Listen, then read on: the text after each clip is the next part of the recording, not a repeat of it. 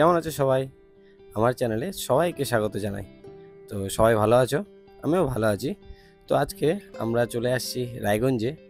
রায়গঞ্জে ছেলের একটা অনুষ্ঠান আছে। অনুষ্ঠান বলতে ছেলের একটা আবৃত্তির পারফরমেন্স আছে। সেই জন্য বিধান মঞ্চে চলে আসছি। রায়গঞ্জের বিধান মঞ্চেই অনুষ্ঠানটা হওয়ার কথা। তো সেই মতো আমরা চলে আসছি রায়গঞ্জের বিধান মঞ্চে। আজকে কি আছে? আবৃত্তি প্রতিযোগিতা। বলতে পারবো তো ঠিকঠাক? না, চলো দেখি। তো আমাদেরকে সময় দেওয়া ছিল সন্ধ্যা 6টার দিকে। সেই মতো আমরা 6:05-এর মধ্যে ঢুকে গেছি, মানে চলে আসছি। কিন্তু একটু ফার্স্ট মানে চলে আসছি, তখনও কেউ আসেনি। আমরা আর 2-1টা গার্জেন, তার বাচ্চা কাচ্চারা আসছে। তো ভিতরে ঢুকলাম আমরা বিধান মঞ্চে। আমার এর আগে কোনোদিনও এরকম স্টেজ বা এরকম মঞ্চে আসাও হয়নি, দেখাও হয়নি। পারফরমেন্স তো দূরের থাক, আমাদের ছোটোবেলাকার ওরকম কোনো পারফরমেন্স নাই। তো যাই হোক, ছেলের জন্য আসছি, এত বড় মঞ্চ দেখতে পাচ্ছি সামনে থেকে, এটাই খুব ভালো লাগছে। তো তখনও কেউ আসেনি, ফাঁকা ফাঁকাই আছে 6টার দিকে। ধীরে ধীরে সবাই আসছিল। তো সাংস্কৃতিক অনুষ্ঠানটা ছিল রবীন্দ্র জয়ন্তী আর নজরুল জয়ন্তী উপলক্ষে।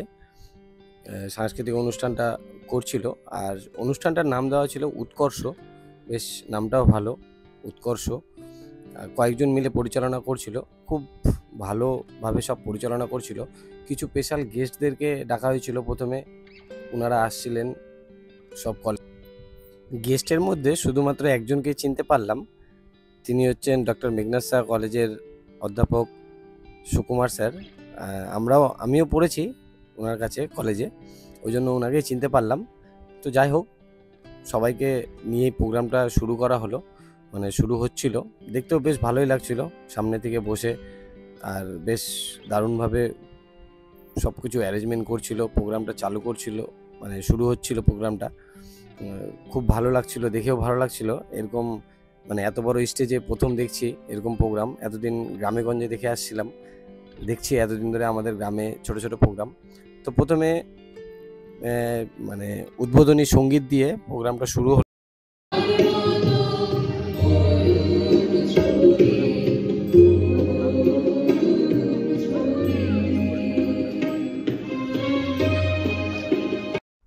উদ্বোধনী সঙ্গীত শেষ হওয়ার পরেই শুরু হলো নাটক, যেটা মানে এই উৎকর্ষ সাংস্কৃতিক অনুষ্ঠানের স্পেশাল ছিল।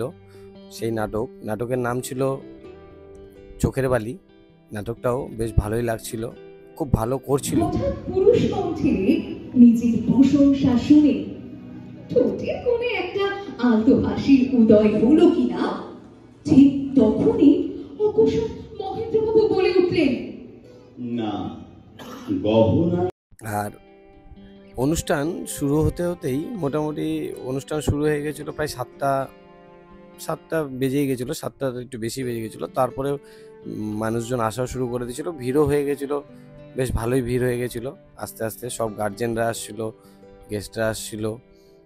বেশ আমারও খুব ভালো লাগছিল যে এত বড় স্টেজে, এত বড় মঞ্চে দেখতে পেয়ে নিজেকেও খুব ভালো লাগছিল যে ছেলের জন্য আমরা আজকে দেখতে পাচ্ছি বিধান মঞ্চে এত বড় অনুষ্ঠান প্রথম। তো এর মধ্যে আমার ছেলের আবৃত্তিরও চলে আসলো সময়, সবাই মিলে একসাথে স্টেজ পারফরমেন্স করবে।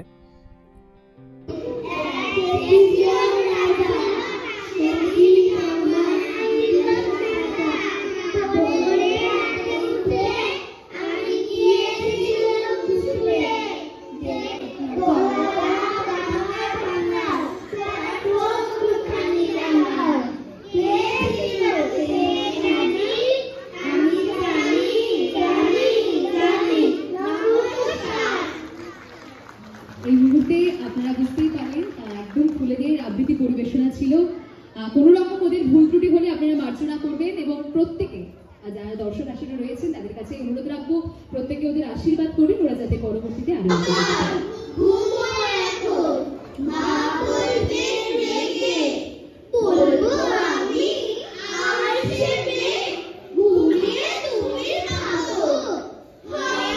তো এইভাবে অনুষ্ঠান চলছিল, কিন্তু যেহেতু রাত হয়ে যাচ্ছিল, প্রায় 9টা বেজে গেছিলো, আর ছেলেও দুষ্টামো শুরু করছে, তাই আমরা শেষ পর্যন্ত না দেখে চলে আসলাম। তো কেমন লাগলো তোমাদের জানিও সবাই।